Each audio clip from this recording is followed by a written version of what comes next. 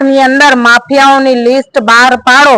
તો સાહેબને હું પૂછવા માંગુ છું કે ભુજની અંદર આરટીઓ, ગણેશનગર ચોકડી, પછી આલે ભગવતી, પછી પોઈન્ટ, એ બધા અગર પોલીસને ખબર ન હોય તો મારું કોન્ટેક્ટ કરે, હું બતાવીશ। એ બધા પોલીસની નજર હેઠળ જ ખુલ્લેઆમ એ માફિયાઓ, એ જે બુટલેગરો છે એ ખુલ્લેઆમ કહે છે કે અમે પૈસા ભર્યા છે, 3-3 લાખ ભર્યા છે, 2.5 લાખ ભર્યા છે, 10-10 લાખ ભર્યા છે। તો શું પોલીસને સરકાર પગાર નથી આપી રહી? જો નથી આપી રહી તો અમે બધી બહેનોએ મહેનત મજૂરી કરીને પોલીસને પગાર પૂરો પાડતું પણ ઈ આ બધું બંધ કરાવે, એ અમારી માંગ છે।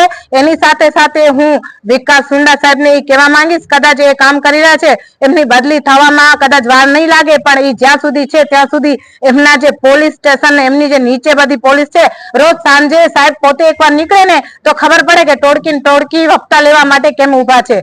હું ચોખ્ખો બોલીશ અને મોઢા ઉપર બોલીશ, મારી સામેની વાત છે। હું શું, મારી સાથે જેટલી બહેનો છે એ બધા એનો ભોગ બની રહી છે। મહિલાઓ સૌથી વધારે દુખી એટલે જ છે કારણ કે એ બધી મહિલાઓ, આજે એક મહિલા એવી નહીં હોય કે જે મહેનત કરીને નહીં ખાતી હોય, પણ તકલીફ ક્યાં છે તો એનો વર કે એનો ભાઈ કે એનો બાપ દારૂ પીને આવે છે અને આ બધા ક્રાઇમ થાય છે। અને જ્યારે પોલીસમાં જાણ કરવા આવે છે ને, મોટી વાત તો એ છે, તો પોલીસ વાળાઓ છે ને તે એ બુટલેગરોને નહીં, માફિયાઓને એમ કે બેન અમને તમે હપ્તા આપો,